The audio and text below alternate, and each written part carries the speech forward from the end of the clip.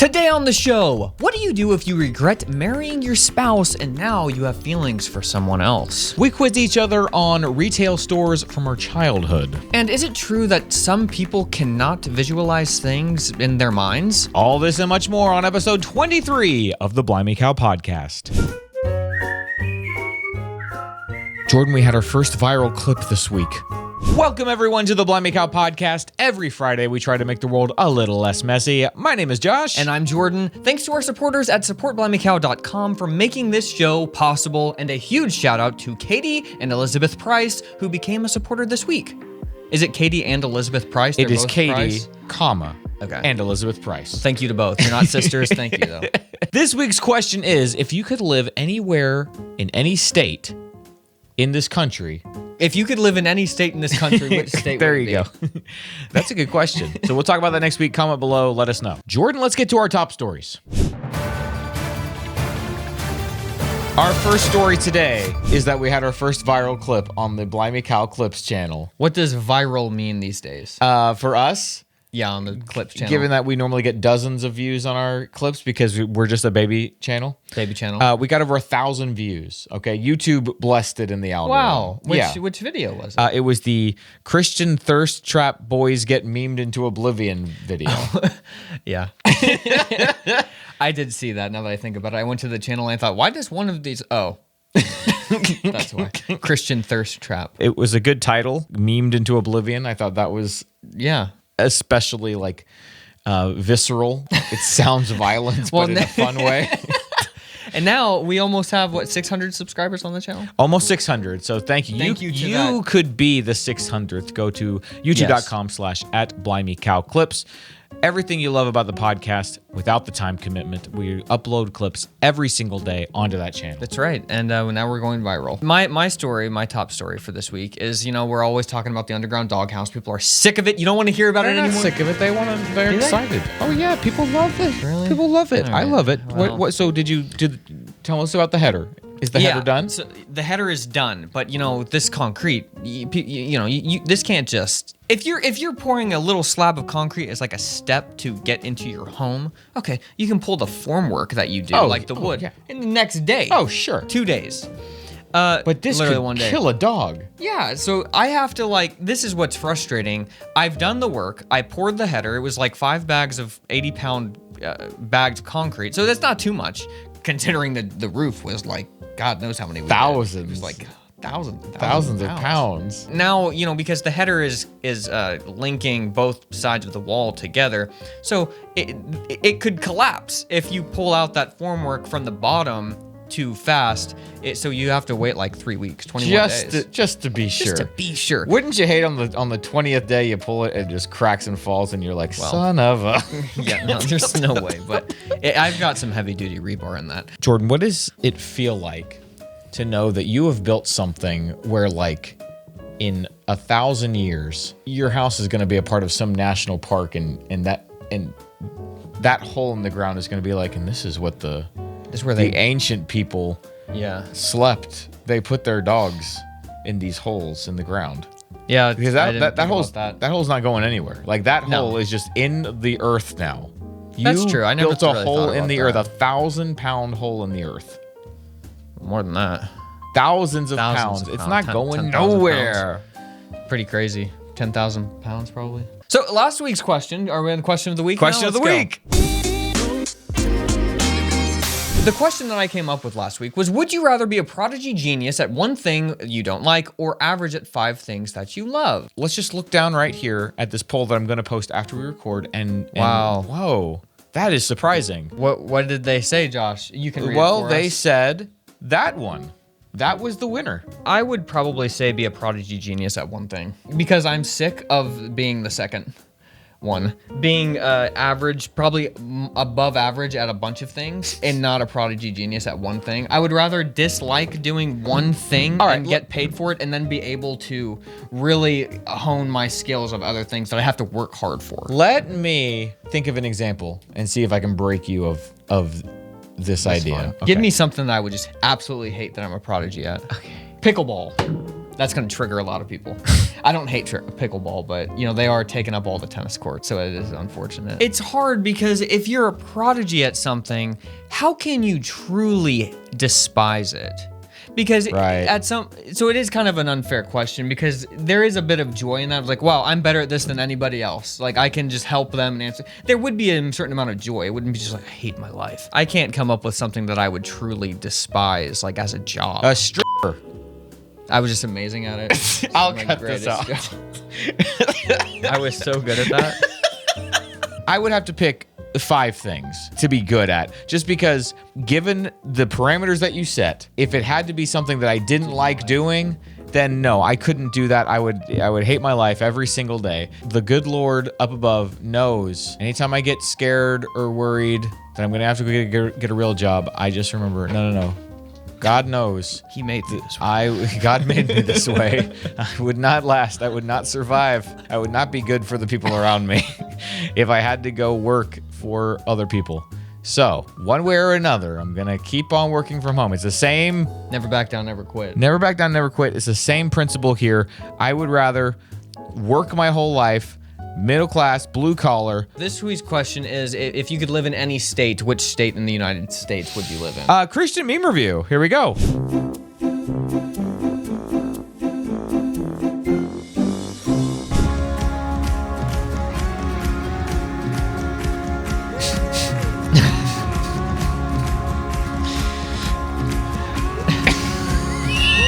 This would be funnier to me if I had seen Breaking Bad. I know. A lot of what's funny about this is the context, but I don't want to give it away because it's quite a spoiler for the show. But is it? Yes, this is a very dark scene. Telling Joseph to stop saying he's better than you, maybe just steal his coat. Tell your dad his favoritism is hurtful. Sell Joseph into slavery, brothers. Hey, that's funny. Yeah, Amy with no context just sends me stuff like this sometimes. That's funny. You never know what it's going to be. You never know. With You Amy. never know. No. Oh, man, we have a very interesting message this week. Are you ready for this, Jordan? No. No, you're not.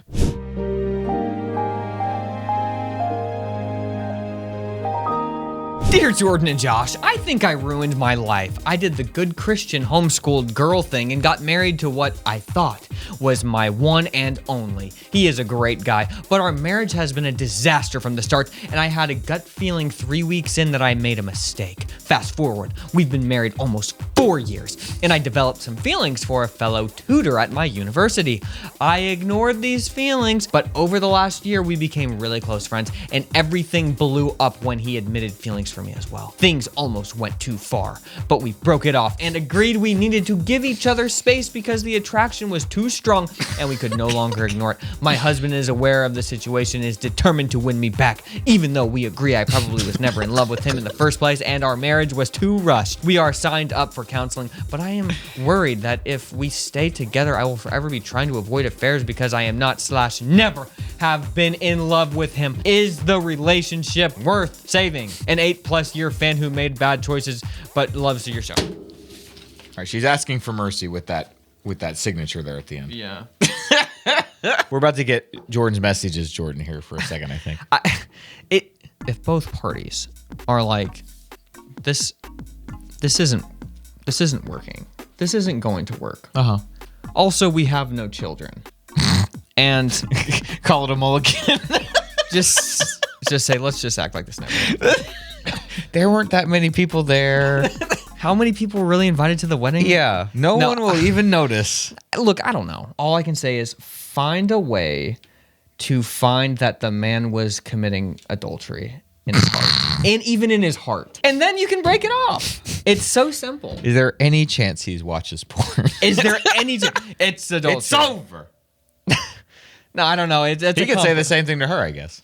Yeah, they could both mutually say, hey, we'll say this about each other, and then we'll break it off. I mean, that's, I guess, a joke, but I suppose it's true. At the point where she's like, so right. I like this tutor. I lusted after him. He could say, it's over. This is how backwards you can get this to really make yourself be able to do anything. If you truly believe, the Bible, and it says, and I think this is what it says, you can only get divorced if the person has committed adultery. Okay, so then the girl is like, no, this is terrible advice. But the girl could be like, okay, so all I have to do is commit adultery. Done. And then I can legally get out of this from God.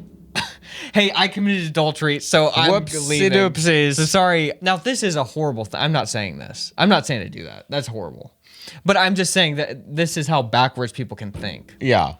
No, that is true. That is true. So if you can the good Christian girl who rushed the marriage, is thinking of this. She could also rush right out of there in a day. It would be out and done. What is your thoughts, Josh? This is a confusing one. This girl is making two explicit and implicit points in her message. Implicit. Okay. Number one, she's assuming that she made a mistake getting married. Number two, she's assuming she would be happier with this other guy. If one or both of those things are incorrect, how does that change the equation for you? She's wanting to blame, like, oh, I was a good Christian girl, I rushed into marriage. Okay, well, obviously the good Christian life didn't drag you kicking and screaming down the altar. You wanted to get married.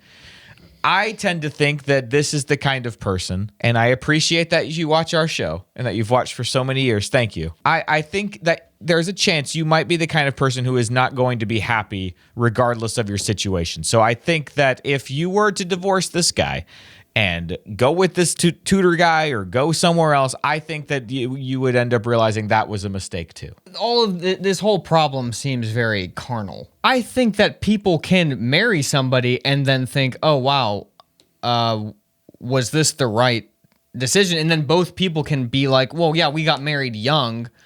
Did we really know what we were doing? Mm-hmm. Should we stay together? I'm trying to give this girl the benefit of the doubt. What if both the husband and the wife are like, we probably shouldn't have gotten married? Yeah. And not just like the wife is like, oh, I don't actually never loved you, so I want to get divorced. This guy kind of seems like, from what she's describing, kind of seems like he's kind of the same way. Mm-hmm. in some sense.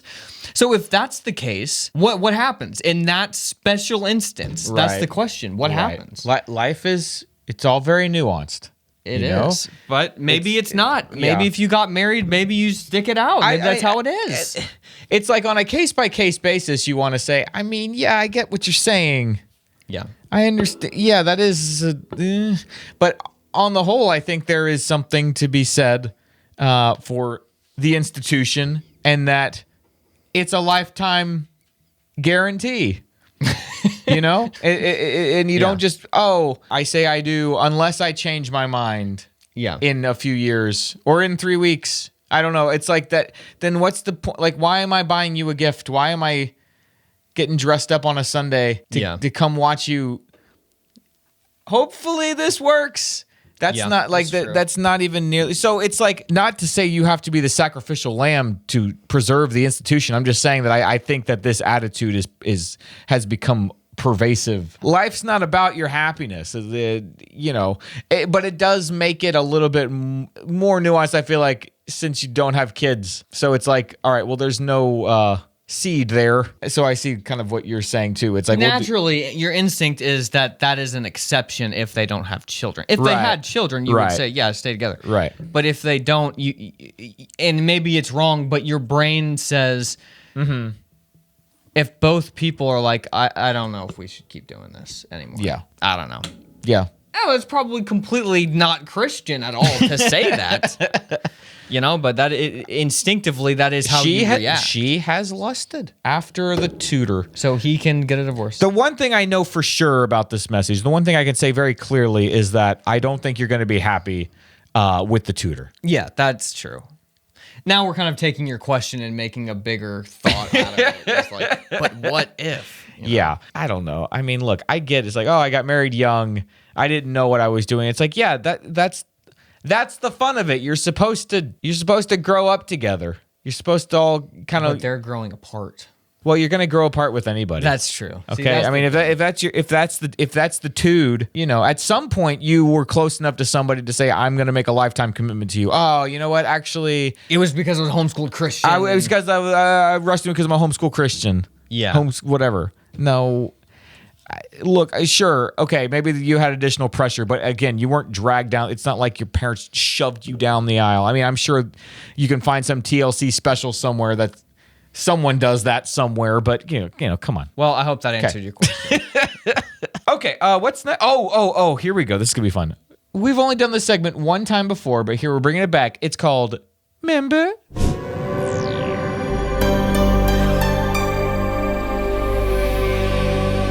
Member is all about things in the past that you look back on and it's like, where the heck did they go? Yeah. Or it's just a nostalgia. Millennials are way too nostalgic. They need this segment. This Millennials have problems. The feeling that the people watching have right now, anticipating this segment, is palpable. We need to get over the nostalgia and create a future. We're building up the hype for this nostalgia section. It's fine. So we're gonna go and look at all of the. Josh and I wrote down stores that basically don't exist anymore, but that we went to as kids. Stores from like the 80s and 90s that don't exist anymore, but that they were in the malls. The first one was Hello Kitty. Did you write that one down? I didn't write down Hello Kitty. Amy loved the Hello Kitty store. I can still smell the Hello Kitty store. Can you? Yeah. I can't.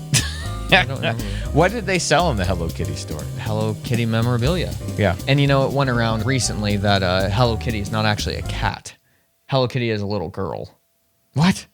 It's not actually a cat, even though it's called Hello Kitty. And it looks like a cat. And it looks like it's all propaganda. Okay. That was just a great way for them to... some sort of furry thing? That's what it Is that feels what's like. going on I don't here? know. Maybe it was just all manipulation. All right. Maybe a little retconning there. Media play. Was that a local place? No, it was Really? national. It was national. Wow. At their height, they operated 72 stores in 19 states with 2,000 employees. Wow. From 1992 to 2006, the cause of death was Walmart, Best Buy, and Amazon. Do you remember being in this store? Remember these icons and the end caps and all that stuff? Man, it's crazy. That store was just jam-packed with stuff. I know. There were like whole sections for movies, and then there was like a music section, book section. I mean, it had a lot of everything. When CDs were at their height and there was like software, like that you bought in like the big packages. You remember the big boxes of software, and then the actual case the box just had like a CD case in it. Yeah. That was it. My next one is a store that actually still exists. You can find, but Journeys. Oh yeah. And they gave you the foot stickers, and you'd collect them, and you'd put them on your random things, your dresser. Yeah, I remember skateboard. And they sold like shirts and shoes and stuff. Yeah. Mainly shoes. They still exist. Okay. Yeah. But it's like there's just, I think we have one store here in Nashville. It's definitely not as prevalent as it used to be. No, but Journeys was extremely popular back in the day. Yeah. Did you like going into Journeys as a kid? No, I liked the stickers though. So I just go in and get the sticker from the guy, and I'd leave. Circuit City, Jordan. Do you remember Circuit City? They had such a classic building. I could only find one video of Circuit City, and it was during like their going out of business sale. Oh. So you can't really see it super well. But yeah, a lot of electronics and CDs and stuff like that. It was very similar to what Best Buy is now, and I'm pretty sure that's kind of what. So Best Buy has pretty much completely taken over that market. Well, I don't think Best Buy is going to last much longer either. But I read that Circuit City actually had the opportunity to buy Best Buy for $30 million in 1988. Didn't do it, and then they put them out of business. Wow. Best Buy is just like one big Apple store. Basically. Have you felt that? When you walk in, it's like every section is just tables? The walls are like what original Best Buy was, but the middle is like Apple Store, basically. Yeah, it's hilarious. Yeah. KB Toys. Hey, that's on my list too. Do you have... I remember they sold a lot of video games, and all the video games were behind the counter, so people didn't steal them. This was the kids' toy store. That was a differentiation you didn't have to make back then, a kids' toy store. Now you have, that's right. Now you have toy stores that the millennials go to buy their nostalgic toys and stuff like Books that. A Million. Like Books A Million, yeah. Walden Bookstore? Walden Books? Oh, wow, yeah. They had like this cool entrance. It was like a circle that kids could it was like a tunnel that kids could crawl through. It was genius because the store. kids always ran in there, and then the parents were like, okay, we'll go in that store. Exactly. And then you're sucked into there for like an hour. Yeah. So many books. That store in Hickory Hollow Mall is the one that I think of the most when I think about when Phantom Menace came out. So around 1998, 1999, because they had all the books and all the hype.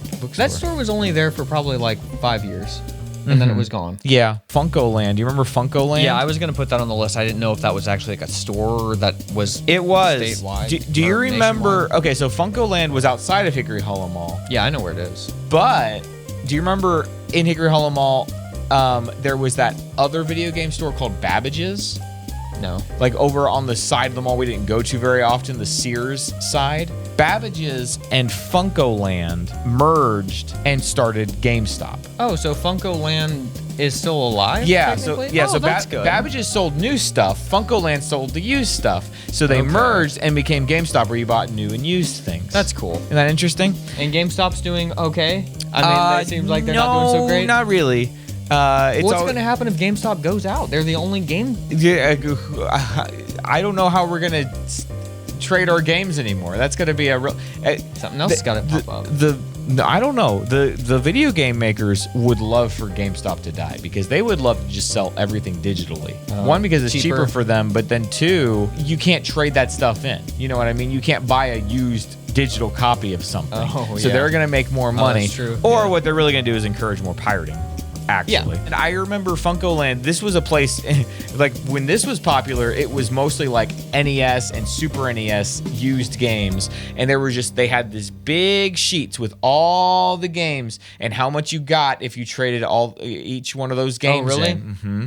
Yeah, it was a big wasn't old printed enough sheet. to do that, so I just went in with you guys. Yeah, I remember going in and trading games every once in a while, but I love that place. Funny. Another place that I just remember the smell of is like that musty old game cartridge. Yeah, people cartridge. Yeah. Oh, it's so funny. I loved Funkoland. I was very sad when it was gone. Jordan, did you know that there is still a Blockbuster? No. There's one Blockbuster. Is it famous? Yeah, it's in Bend, Oregon. They actually made a documentary about it, which is actually pretty interesting. So this was a place back in the day, before the days of streaming and Redbox, where you would rent movies for like $5 a night.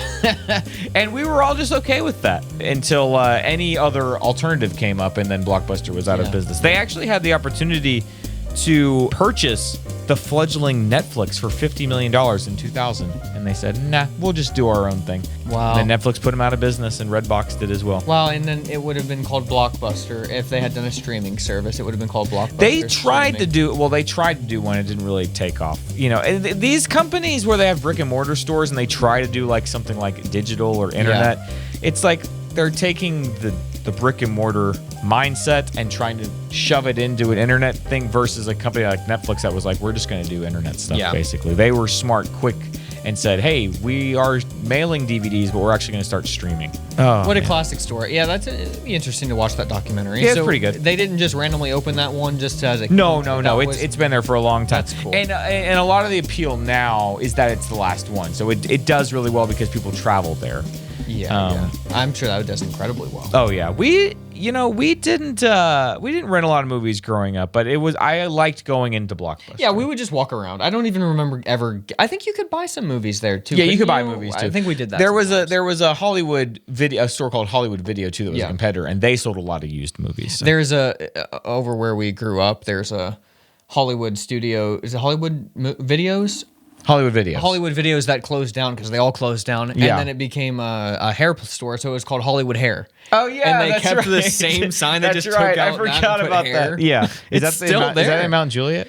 No. Oh, that's somewhere else. That's funny. Yeah. This is honestly the one that most people are probably not going to remember, but it's the one that's the most near and dear to my heart because I have such classic memories with Dad going to the Comp USA. Do you remember Comp USA, Jordan, in Hundred Oaks? Yeah, I near remember. Hundred Oaks Mall. I remember that name. This was a fully computer store, like a Staples kind of store, but back when like you couldn't buy software online. The internet had barely gotten started.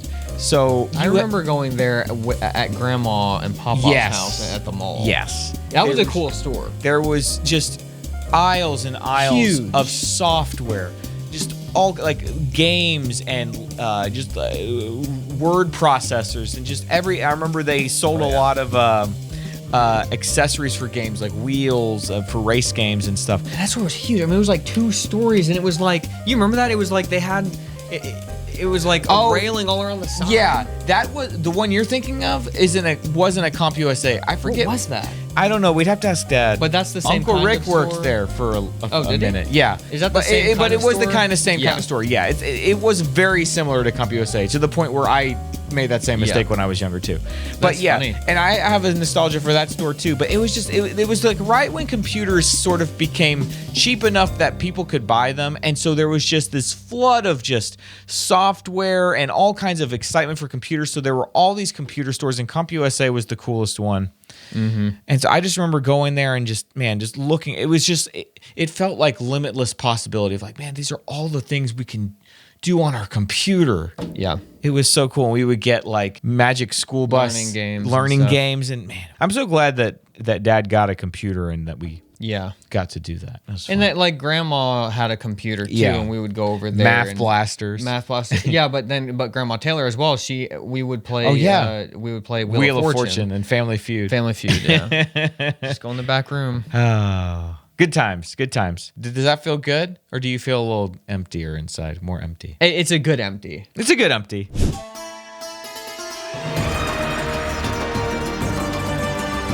Jordan, you're going to love this. Are you ready for this? I think so. Exercise or antidepressants. Study finds running just as effective for treating depression. You know, Josh, when I'm feeling not so great because I've been sitting editing all day long on the computer, you just feel terrible. Oh, I know. And then I get up, I'm like, look, I just feel like I'm in this funk. Yep. I'm like, what is wrong with me? And then I gotta go outside and get some sun. I gotta walk. I walk for like even just a mile, and I'm like, oh, okay, I feel so much better. I'm fine. I'm okay. It's not the end for me. I thought for a second there. That really is true. Yeah. Like right now, I haven't run much in a while. And you're starting to question it. Yeah. No, not that, but you just start. Yeah. I just, in the back of my head, I know, you know what? I know that when I start running, I'm going to feel way better. Yeah. Running is as effective as medication when it comes to battling depression, according to a groundbreaking study. Along with boosting a patient's physical fitness, researchers from Vrije University in Amsterdam determined that roughly the same percentage of individuals with depression and anxiety experienced improvement after 16 weeks, regardless of whether they were running or taking antidepressants, 44%. So 44% of people felt better, regardless of if they were taking anxiety medication or just running. So it was like the same. Yeah. Wow. Participants either joined a supervised running group 2 to 3 times a week or were prescribed the SSRI escitalopram. Sounds like a big pharma hustle, which not only improved their mental health, but also had positive effects on their weight, waist circumference, blood pressure, and heart function. Conversely, those on antidepressants typically experienced a decline in fitness. If you can believe that. Okay. Interesting. I mean, it makes sense. If from personal experience, it really, truly does make sense. However, experts emphasize that simply advising patients to run is not sufficient, Jordan. No. Of course it's not. Of course not. What are we going to sell Who funded them? this study? Yeah, exactly. More runners dropped out of the study, with only 52% sticking with their regimen, compared to 82% adherence rate for those on medication. Well, right, because it's easier to pop a pill than it is to go out and run. If everything is equal, it's pretty obvious which one to do. Yeah. If that's what the study is It's just funny saying. how it shook out. It wasn't even like the antidepressants were slightly better. It was like, no, they're the same. That's interesting. I'm kind of surprised they said that. Yeah. Actually. Antidepressants are generally safe and effective, Jordan. They work for most people. We know that not treating depression at all leads to worse outcomes. Nevertheless, we need to extend our treatment arsenal, as not all patients respond to antidepressants or are willing to take them. So there you go. Force them. We need to force them, and then everyone will be okay. I think that the idea is like, look, if they're not going to, I mean, this is sad. They're saying, look, if they're not going to exercise, they should probably do something. Yeah. Even if it's going to make them sicker, but maybe they feel a little better. I think maybe that's what it's saying. Yeah. And I think maybe a lot of people out there who don't exercise and who are just in this of just, I sit and do my 9 to 5 all day. It's like, it's not maybe even they like, don't realize. Right. And I'm not even blaming anybody for not knowing. Like, just our modern world is not conducive to getting exercise. Like, you have to practice doing it and make it a part of your routine. And then just to understand. And then and then after you understand, you still have to force yourself to do it. Well, because for somebody who doesn't exercise, say the mom with 4 kids, Right. exercises because she's picking her kids up and stuff like that, which that is something. I'm not saying that's not nothing. Sure. But there's something about Right. intentionally going Right. and doing, I'm going to do this for 45 minutes straight. Right. I'm going to have an elevated heart rate Yes. for half an hour That's to the- 60 minutes. Right. And something about that, just the endorphins, the hormones or whatever, it kicks into your brain. There's nothing like it. I'm telling you. Yeah. And It's very helpful. when I get up early in the morning and go run, it's just every time, as soon as I get to the end of the street, I'm like, man, Yeah. I can know that it feels good, but until I'm in the middle of doing it, There's a lot of reasons to not do it. And then yeah, I forget how this feels. It's like you can only feel it while you're feeling it, and then immediately after. But then your body quickly just like, okay, we're resting again. it's like a dream. You wake up from the dream. It really and then is. You can't remember It really is. Let's Okay. get to conspiracy theories. What do we have here, Josh? So good old John Green. You know him, you love him, John Green. He says on Twitter, "It's baffling to me that some of y'all see stuff in your mind. You see it? The way your eyes see? I always thought visualize meant thinking of the words / ideas / feelings associated with the thing, not actual visuals. I am such a total 5 on this scale. I didn't know 1 through 4 existed." What does this mean? Yeah, that's what I wanted. I mean, this explains quite a bit. I mean, this explains. I don't know where you're going to go with this. I don't know. It doesn't explains make quite a sense. bit. So he's saying he can't picture things in his head. He's saying, so there's some people, they say, can close their eyes. Like, so if you close your eyes, can you picture a red apple to the point that you could actually physically draw the apple? Like, like you would use that as a reference point to draw an apple. Okay, so to that extent, no. That's a 1 on that scale. That amount of detail where you Okay. can literally draw you could be like that kid we grew up with who can just draw things out of nothing. Yeah. Okay. Well, then I That's guess a 1. According to that, then I would be a 2. But this is A 2 is where you don't see that much. You see like the outline and. But let me contest this a little bit, because you're in that scenario. Number 1 has to be an artist. No, but if they're good at drawing, there's Yeah, one I thing know. to look at a picture and be able to draw it. How would I, if I can't draw, how would I know that I'm not a 1?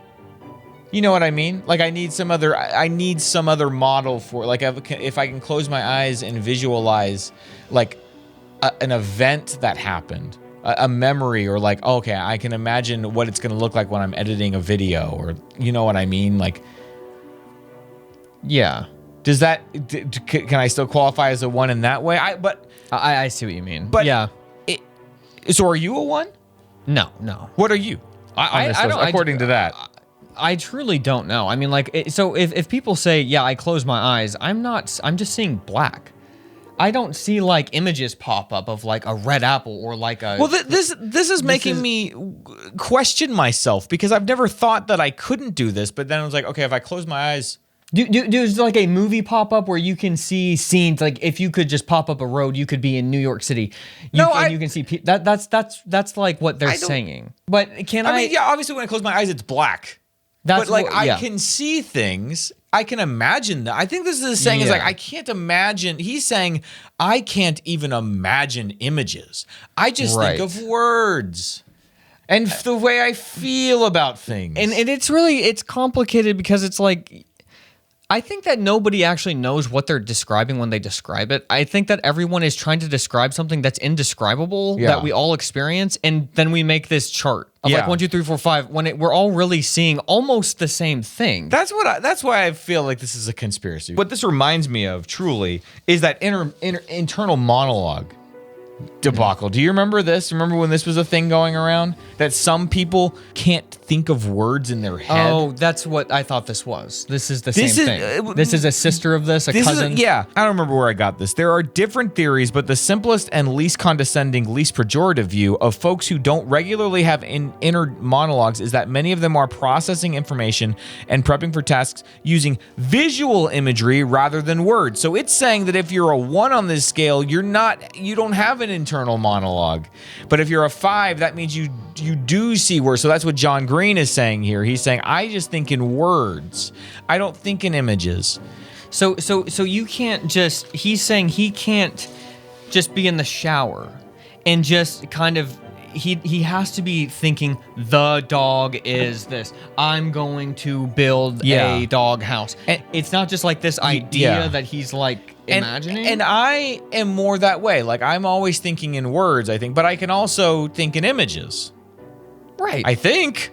Yeah. Unless don't know what I'm talking about. I think that I see what you mean. This feels like people are really trying to segment this 1, 2, 3, 4, 5.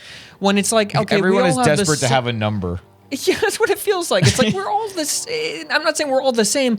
You've got some crazy prodigies who are these child prodigy artists who can just come up with this stuff. Yeah. And then you've got some people who can't, like John Green maybe, who can't think of anything. I don't know. And then normally all of us are like 2 and 3. Right. And then you got some geniuses and you got some people who just are blank. Yeah. I don't know, man. I see what you mean. It feels like people trying to segment each other too much. Yeah. Trying to be special. Maybe, yes. That's what I think. It's I'm like, a 1. are you I'm a 2? 5. Are you a 1? Yeah. I can't see anything. Yeah, you can. What are you talking about?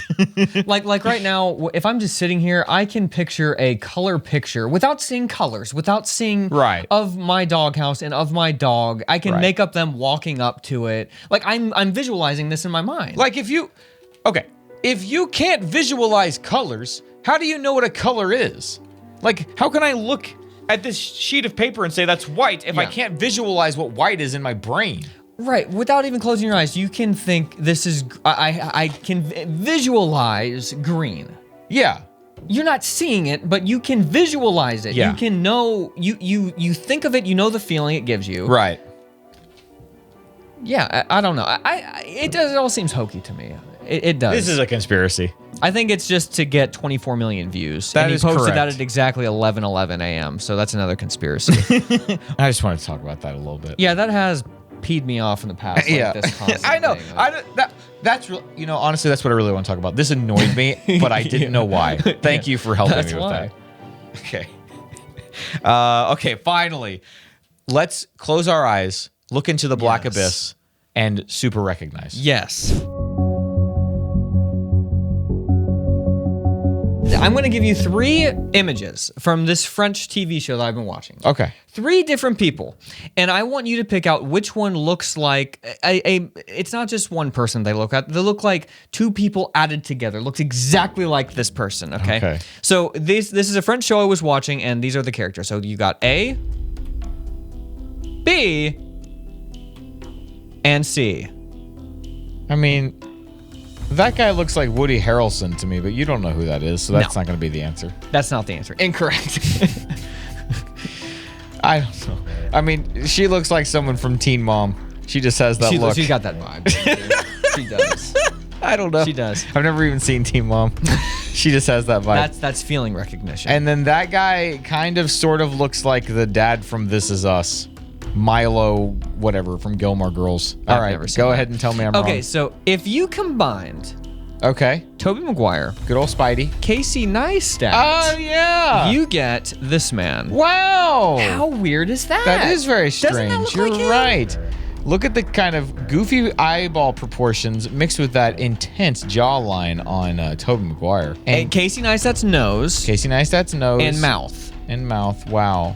And eyes. Look at that. There's no argument here. That is not Woody Harrelson. That is Casey Neistat / Tobey Maguire. And he acts like Casey Neistat too. That's why it's a little strange. And his profile really looks like him. I didn't want to go through that trouble. Is Casey Neistat okay? He's doing okay. Does he still do that thing? The everyday thing? No.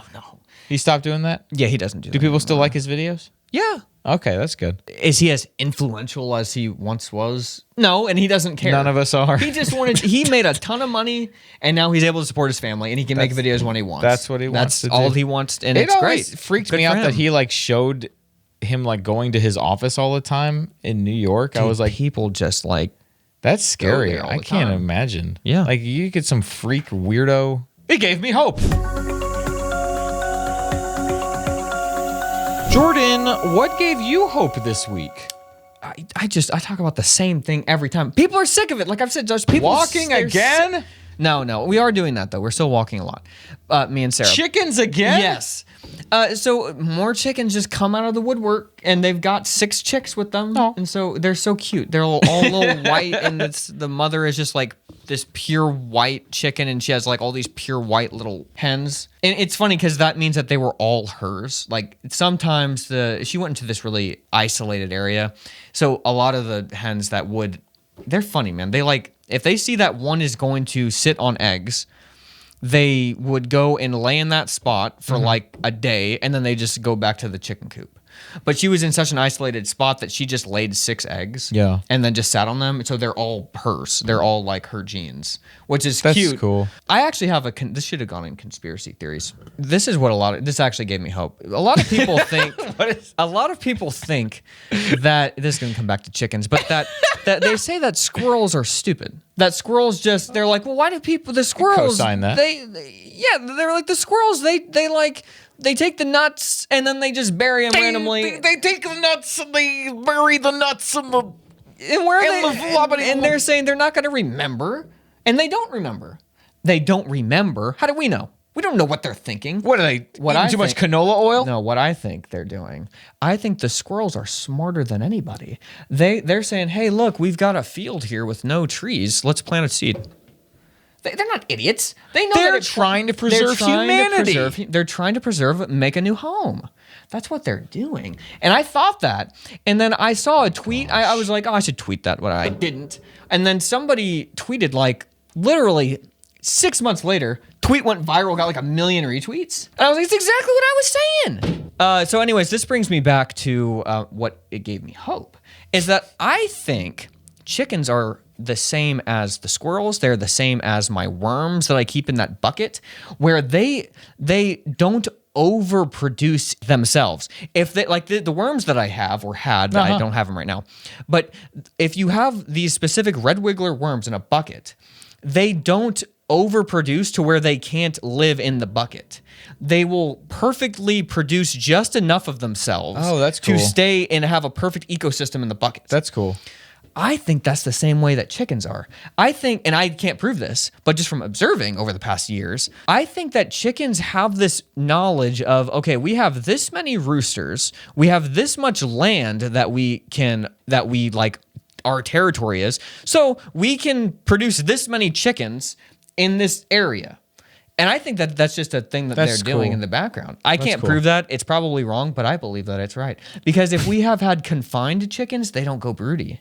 They don't sit on eggs. Only when we have them out in a big area, they just start like doing this. That's so interesting. So that's it gave me hope. That's really cool. Observing that. That was very interesting too about the squirrels. It's got to be it. That's amazing. And it's so dumb. It's like, okay, what do you know about trees? No, we don't know anything about trees. Like it's just a normal person. Like, okay, like that's a maple or whatever. But like, I don't know the ins and outs of the trees. These squirrels sleep in the trees. They breathe the trees. They eat the trees. And then you're telling me that a squirrel is so stupid that it doesn't know that the seed is in the nut, and then they can plant it? How did God not put that in? They know that. They know it. Yeah, they're not idiots. You know, it gave me hope this week. I'm trying to think of the best way to say this. Let me say it for you. Go ahead. You're connecting what eating this does. Oh yeah. To this. Yeah. That's primitive, but you tell me what you meant. No, that's about right. Okay, I mean, all right. I'm just trying to understand what works for my body in terms of like the foods I eat and like the output, the intake and the output. Like, how it makes you feel the next day. Yeah. The main thing I'm doing is making sure that if I am going to eat carbs, which I exercise so much that I have to have carbs. Yeah. Like I've tried to do like low carb stuff and I just am tired all the time. Yeah, you need some absurd amount of even if protein. even if I have a lot of protein, which is very hard to eat like a ton of protein, even if you're eating protein. Yeah, I mean, all the they time. say people like us that are Right. our height and weight and stuff need like 100 Yeah. grams of protein a day. Yeah, it's a lot. It's But I'm same as you. I feel better if I have carbs. and but if I have too many carbs, Exactly. then I get really sleepy. Yeah. Or I feel gross. Yeah. So, but balance. what I finally have realized is if I pair a leafy green and I eat that first, Yeah. get that fiber and those nutrients, then I bake myself a potato. I feel great. You know, they even say, because this is what I've been saying, what they also can say is that because a potato is high on the glycemic index or whatever, which is an interesting fact, but it is. But if you, again, have it And with a that, leaf, that means that it raises your blood sugar. it raises your blood sugar pretty high. Right. But if you have a leafy green and then you have like, it's just like how everyone was taught back like 40 years ago. Eat your starter, which is your salad, Right. then have your meat, then have your dessert. Yeah. That's like instinctive. That's like the squirrels burying Right. the seed. That's it's so if you do that with the potato, but if you don't eat the potato as soon as it comes steaming hot out, Yeah. if you let it cool down and then reheat it, it drops the glycemic like dramatically, even more. It's weird. Wait, hold on. So say that. So if you eat a potato when it's steaming hot, Yeah. it raises your blood sugar a ton. Okay. If you let it cool down and then reheat it, like on the stove. yeah. So- or just like put it in tin foil and just put it somewhere. It lowers it. If you just don't eat it when Why it's is burning that? hot. No clue. No idea, but it's consistent. I wonder if that works the same because this is what I do. I get potatoes and I put them all in the instant pot. Yeah. And I cook them, and then I put them in the refrigerator, and then I over the next Yeah, few days I eat them, and I cook them again. Yeah, that's and what just I'm like saying. the slightest bit of oil because you don't need much. That's what I'm saying. Yeah. Yeah, that's exactly. well, so there that you would go. lower it Oh, even that's more. great. This is even better Just news eating for a me. piping hot Yeah. potato. I don't know why. But if you do that and if you just eat that straight without having anything Oh, else, that's so it does interesting. add a lot of that. That is what I thought about too, though. As I was learning more about this, I was like, that's exactly what you have, like your salad, your appetizer. Like when you go to A fancy restaurant. yeah, or if you whatever. go to like a Japanese restaurant or whatever, that's they're what gonna they do. bring you your soup and your salad first, and then Yeah. they It's bring, just It was Yeah. instinctual. Yeah. People felt like crap when they did it the other way, and so then they just naturally started to do that. that gave me hope. And so now we're all kind of screwed because now we're in the snacking generation. Right. Where there's no starters, there's nothing. It's just Right. like a granola bar, which is like dessert, and it just spikes everything Right. constantly. So Right. people really only get like 7 hours of sleep of not eating. Yeah. When in the past it was like a long time of not eating and then up and then it goes up and then it goes up and then it's a long time without eating. They're not eating at 8 Right. or 9. So it's interesting. It's very interesting. Finally thinking about it more like that, where it's like I'm just not gonna just grab a carb.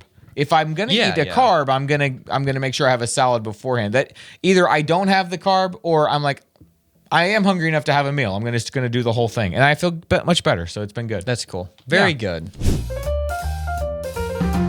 I recommend, because I'm trying to learn French, I recommend Rosetta Stone. You know, Josh, they have, that they had all those TV commercials and Yes, I stuff. remember. Like back in the day, you had to buy the DVDs. You'd actually then go and see the DVDs like at Goodwill later, like much later, and there was always 2 or 3 missing. Well, Like, that's the kind of thing you would buy at CompUSA back in the day. exactly. So now they've actually updated with the times, Josh. Now it's not even a subscription service. You just I got in on this deal where you could, for like $100, you could just get any language forever, Really? even updates. Wow. So I did it. And Well, so is it? How does it work? this is what's cool about it. I don't know anything about Rosetta Stone. So they give you a picture. Like if I just popped up a picture of a kid eating some ice cream, Okay. then it wouldn't tell you the English words, or it would just give you a French sentence. And then Okay. you would just have to associate the picture with the sentence to Oh. infer what it was trying to say. Oh. And then it just does this a million times over the course of weeks. Oh, that's cool. So it's really helpful because it's not actually, you never see one English word. So it helps you to associate a thing with other words instead of this is the English translation, which is not actually that accurate. for languages because Oh, you know, okay. people like we've got words for everything. So do they, but they say it in different orders, and like this means something that's kind of like what we say. But so it's a really cool way of doing it.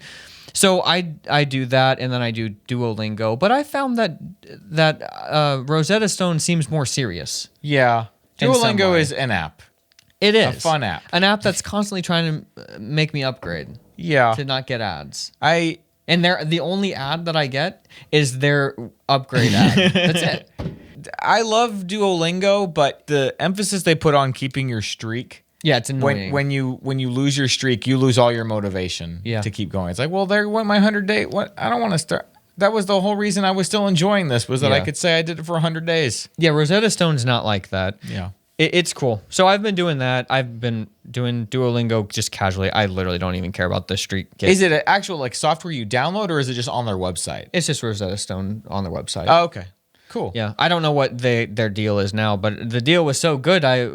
Me and Sarah both got it, so I got it for her and that's for me cool. because you can only do one language at a time. That's how they Okay. kind of do that. Okay. If you would lose your progress if you were like, I'm gonna do Japanese. I see. You know, You can only or if you wanted to do French, you would have to keep Right, going okay, I back, and gotcha. it just get messy. Good luck trying to learn two languages at the same time. Yeah, Anyway, exactly. Good it's- luck trying to learn one language. Yeah. So I've been doing a lot of that, just trying to infer what they're saying, and that's why I've been watching French TV. Like, Okay. I'll watch The Office, but it'll just be in French with Oh. English subtitles or French subtitles. But it is off because this was all done after the fact. Mm-hmm. So the French subtitles, it's not matching what they're saying all the time. So it's kind of annoying. Okay. But the great show to watch is shows that are like these dating shows, like Love is Blind. Because it's constantly people just introducing themselves.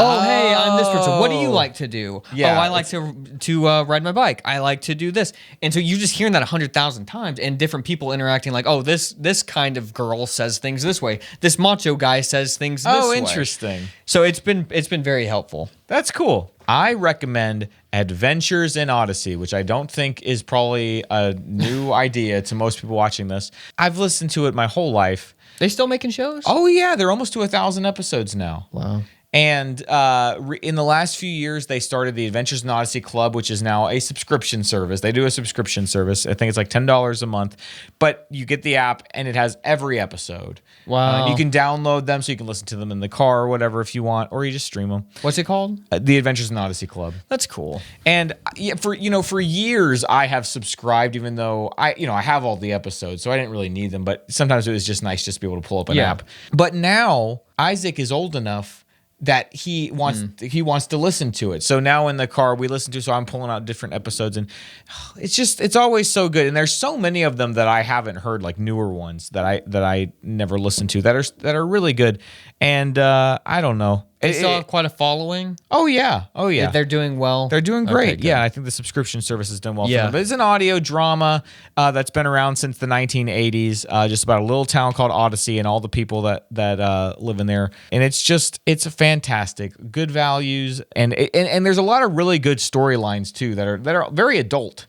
Yeah, I think I've heard from you and others that Adventures in Odyssey actually is one of the premier like audio dramas in the world. Yeah. And so a lot of even like more secular people want to come in and be on the show, or like so it's very very diverse in that regard. Yeah. Like it's got a good clout, I guess the word. Yeah, I mean, any audio drama that has lasted that long with the production quality that they have, and they don't produce quite as much as they used to back in the day, at their height, but they still produce, and they actually now they do like half of the episodes they do in the year are exclusive for the subscribers of the club. Oh, wow. So they're all kind of episodes that don't really like advance the storyline. They're just like one-off adventures, or maybe like somebody goes overseas on a missions trip, or some kind of random thing happens. Interesting. It's great, and it's I've listened to it my whole life, so it's cool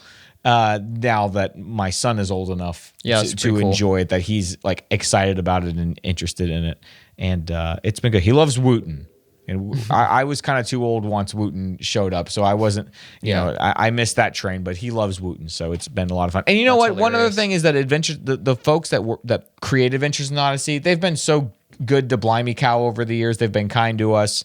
The lady who plays Connie, Katie Lee, narrated our Brother Time retrospective so people could get caught up on the story and stuff. They're awesome. Phil Lawler was in an episode of Brother Time. Yeah, that's right. A couple of That's crazy. years ago. Yeah, you guys should go to the Colorado facility that they've got. Oh yeah, the Focus on the Family place. Has he seen the VHS? Yeah, but he's not as into those. Oh, interesting. I tried to show him McGee and Me too, and he wasn't as into that either. But he really likes. If I had to pick one of those things for him to be into, I'm glad that he likes the Radio Adventures Nazi, because that was my favorite. So thank you guys so much for watching. If you want to re-watch this entire thing, go to the Clips channel. Blimey Cow Clips. Everything is shortened. All right, guys. Well, we won't keep much more of your time. See ya. Bye, everybody.